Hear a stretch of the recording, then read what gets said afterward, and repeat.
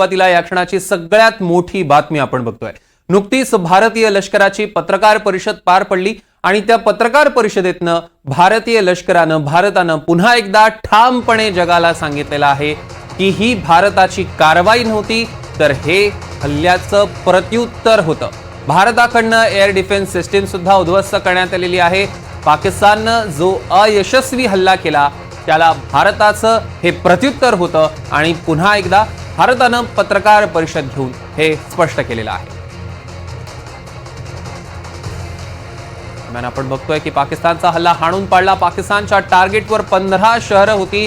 भारताच्या उत्तर आणि पश्चिम भागातली 15 शहरं आणि अवंतीपुरा, श्रीनगर, जम्मू, पठाणकोट, अमृतसरवर पाकचा अयशस्वी हल्ला। करपुरतला, जालंधर, लुधियानावर सुद्धा पाकचा हल्ल्याचा प्रयत्न होता।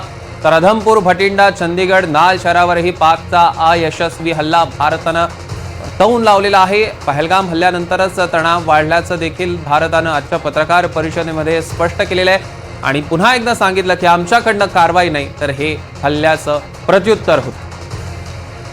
आपण बघतोय की आज या हल्ल्याच्या प्रत्युत्तरामध्ये भारतीय एअर डिफेन्स सिस्टमनं हल्ले निकामी केलेले आहेत। भारतातल्या वेगवेगळ्या ठिकाणहून हल्ल्याचे अवशेष सुद्धा आता गोळा केले जात आहेत। पाकिस्तानचा कुपवाडा, बारामुल्ला, उरी, पूंछ, मेंढर, राजौरीत गोळीबार आहे। पाकच्या एअरलोसीतल्या गोळीबारात 16 भारतीयांचा मृत्यू देखील झाल्याचं कळत आहे।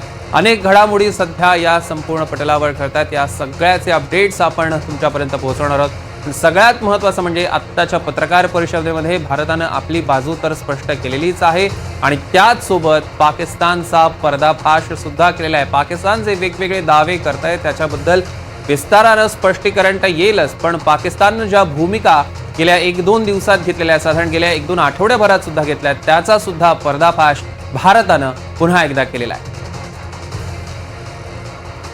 आजची सगळ्यात मोठी आणि महत्त्वाची बातमी आपण बघतोय, ग्राफिक्सच्या माध्यमातून बघतोय कुठल्या 15 शहरांवरचा हल्ला आपण हाणून पाडलेला आहे। अवंतीपुरा, श्रीनगर, जम्मू, पठाणकोट, अमृतसर, करपुतला आणि जालंधर,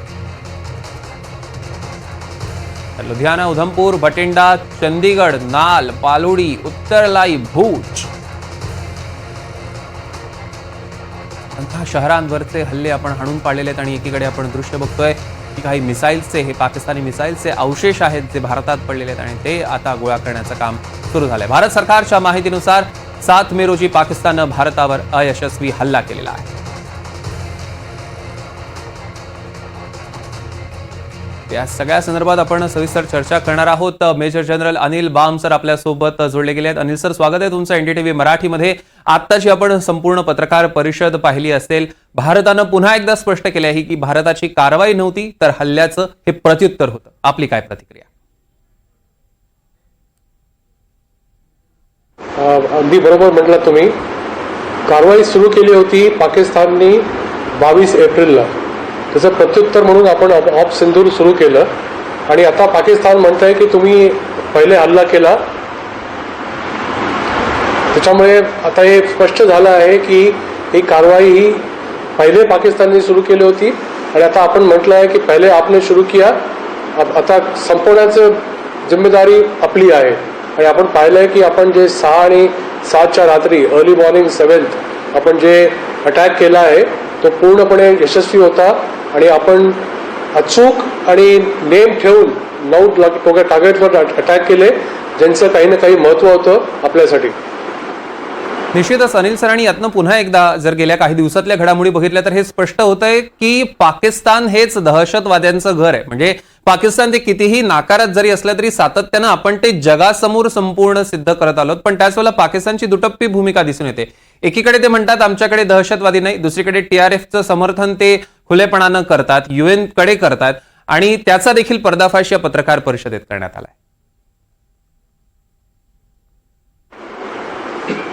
पत्रकार परिषदेमध्ये सगळं नीट समजावून सांगितलं गेलं, डिटेलमध्ये बोलले गेले। असे कितीतरी व्हिज्युअल्स आहेत किंवा ऑप्टिक्स आहेत की जिथे आपण पाहतो की सैन्याचा दहशतवाद्यांना किती डायरेक्ट आणि इनडायरेक्ट सपोर्ट आहे। आपण तो जनाजा पाहिला जिथे पुष्कळसे आतंकवादी मारले गेले होते। असा कुठला देश असेल की जो आपल्या आतंकवादीच्या कॉफिन्सवरती नॅशनल फ्लॅग चढवून त्यांना सेरेमनी करतं आणि तिथे पूर्ण पाकिस्तानचे आर्म फोर्सेसचे ऑफिसर्स आणि दहशतवादी एकत्र येऊन तिथे प्रेयर करतात आणि आर्मी ऑफिसर्स उभे राहून डोकं खाली करून शोक मनवतात.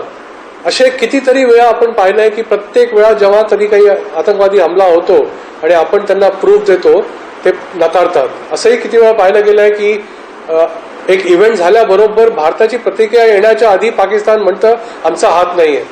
असंच 22 तारखेला झालं. TRFने पहिले एक्सेप्ट केलं की आम्ही केलंय म्हणून, पण नंतर जेव्हा रेझिस्टन्स फ्रंटला कळलं की याचं हे खूप जोरात शेकणार आहे तर लगेच त्यांनी केलं, आपल्या ऑफिशियल वेबसाईटवर सांगितलं की वी आर नॉट इन्व्हॉल्ड. सांगणं आणि न सांगणं इट शोज दॅट त्यांचं किती कॉम्प्लेक्सिटी होती आणि त्यांनी किती जवळून हे केलं होतं.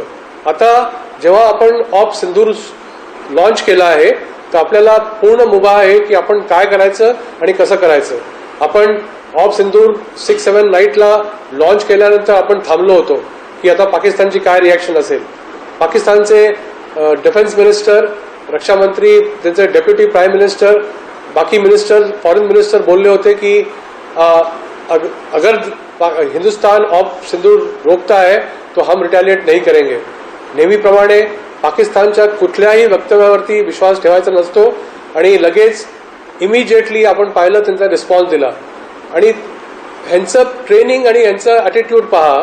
जेव्हा त्यांना माहिती आहे की भारतीय सैन्य पूर्णपणे सज्ज आहे, आत्ताच कारवाई केली आहे. जेव्हा आपण कारवाई करतो आपण ऑन ग्राउंड फर्म असतो. 1 फूट ऑन ग्राउंड हे बेसिक प्रिन्सिपल आपलं असतं.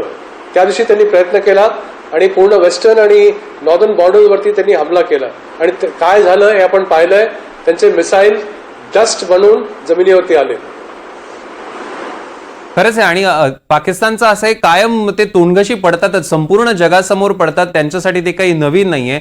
पण एकूणच आता जगासमोर एक नवीन भूमिका घेण्यासाठी मात्र त्यांचं म्हणणं आहे की या पहलगाम बाबत एक संयुक्त चौकशी समितीची मागणी त्यांनी केलेली आहे. ही मागणी जी आहे ती फेटाळून तर लावलेलीच आहे भारतानं, मात्र हा फक्त पाकिस्तानचा वेळकाढूपणा आहे असं वाटतं का तुम्हाला? बिलकुल. आपण पाहिलं होतं की पठाणकोट नंतर आपण भारताने मोठा हृदय दाखवून जॉईंट इन्व्हेस्टिगेशन टीम बनवली होती. आपण त्यांना ऍक्सेस दिला होता, आपण त्यांना अवेलेबिलिटी दिली होती, त्यांना डॉक्युमेंट दाखवले होते. पण निष्कर्ष काय निघाला की पाकिस्तानचा हात नाहीये. 22 एप्रिलला जेव्हा पहलगाम झालं लगेच म्हणाले will do a joint inspection. चायनाकडे धाव घेतली. चायनाने पण म्हटलं की जॉईंट इन्व्हेस्टिगेशन केलं तर काही निर्णय निघतील. हे सगळं हास्यास्पद आहे. हे फक्त डिलेइंग टॅक्टिक्स आहे आणि हे अशा गोष्टी आहेत की they time to take gain ground. हे त्यांना माहिती असतं की नॅशनल फर्मवर हे 2-3 दिवस किंवा 36 तास 72 तास चालतं आणि हळूहळू कमी होतं. त्यांचा एम हाच असतो की हिट करायचं, पळून जायचं आणि टाइम गेन करायचं. यावेळा भारताने ठरवलं होतं की यांच्या सापळ्यात नाही सापडायचं आणि आपल्याला जी कारवाई करायची आहे आणि चोख कारवाई करायची आहे ती आपण प्लॅनिंग केलं, आपला वेळ घेतली, आपलं सरप्राईज मेंटेन केलं, on choice of place and timing हे करून आपण सिद्ध केलं की आपण जे केलं आहे ते जरूरत होतं. आपण पूर्ण वर्ल्ड ओपिनियन आपल्याकडनं केलं होतं, सगळ्यांना ब्रीफ केलं होतं. स्ट्राईक केल्यानंतर सुद्धा सगळ्यांना ब्रीफ केलं गेलं आणि सांगितलं गेलं.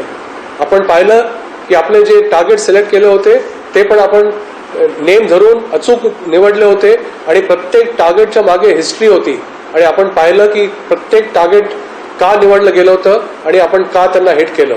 आपण कधीही मिलिटरी इन्स्टॉलेशनला हिट नाही केलं, आपण प्रयत्न नाही केला पाकिस्तानी ॲसेट्सला हिट करायला. आपण केव्हाही जे करू शकलो असतो.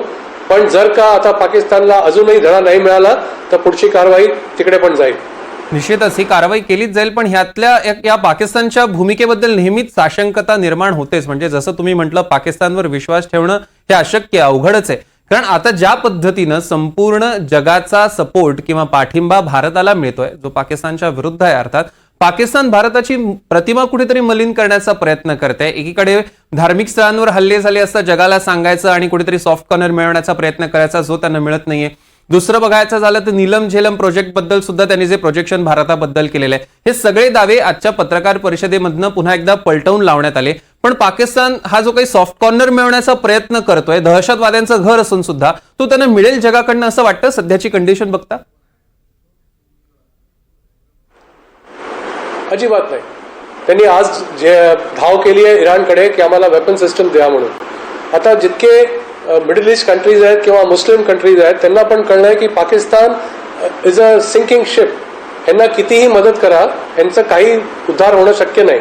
आता त्यांनाही कळलं आहे की पाकिस्तानचं existence is only based on terrorism. Complete state terrorist आहेत आणि त्याच्यामुळे जर का ते म्हणतात की आमच्या मशिदीवरती हमला केला, आमचा रिलिजियस अँगल त्याला द्यायचा प्रयत्न केला, जो आज आपण पाहिलं की प्रेस कॉन्फरन्समध्ये फेटाळून लावला गेला. आणि आपण खूप चांगल्या सांगितलं गेलं आहे की ते एक शेल्टर्स होते, एक ट्रेनिंग एरियाज होते, एक असे एरियाज होते जिथे टेररिस्ट ट्रेन केले जात होते आणि बनवले जात होते. नाव तुम्ही काही द्या, सुभान अल्लाह असो का मरकज असो किंवा काही असो, मुरिदके असो किंवा भावलपूर असो, आपण पाहिलं आहे की ते टेररिस्ट कॅम्प्स होते आणि आपण त्यांना उद्ध्वस्त केलं आहे. आणि ह्या रिटरिक की ह्या धर्माच्या विरुद्ध आपलं कारवाई केलं गेलं आहे आणि इस्लाम धोक्यामध्ये आहे आणि इस्लामिक कंट्रीजने आपल्या बरोबर यावं, हे कम्प्लिटली फेल्ड नरेटिव्ह आहे. आणि पाकिस्तान प्रयत्न करून सुद्धा त्यांना कळलं आहे की आता त्यांचं इसमें इनकी दाल नाही गलने वाली आहे. त्याच्यामुळे आता पाकिस्तानला कळलं आहे की आता आपण आणखीन ह्या लाईनवरती जाऊन आपल्याला फायदा होणार नाहीये. त्यांना बहुतेक आपली लाईन बदलावी लागेल किंवा कारण पूर्ण जग आता त्यांना कळलं आहे की पाकिस्तान काय करतं आणि मदत केल्यानंतर त्याचे रिझल्ट काय होतात. अगदी खरं आहे. पाकिस्तानचा खरा चेहरा या निमित्तानं अनिल सर समोर आलेला आहे आणि भारतानं तो सगळा चेहरा, पाकिस्तानचा हा खोटा चेहरा जगासमोर आणलेला आहे. हे पुन्हा एकदा आता स्वच्छ आणि स्पष्ट झालेलं आहे. अनिल सर, खूप खूप धन्यवाद. आज आपण एनडीटीव्ही मराठीशी संवाद साधलात त्याबद्दल.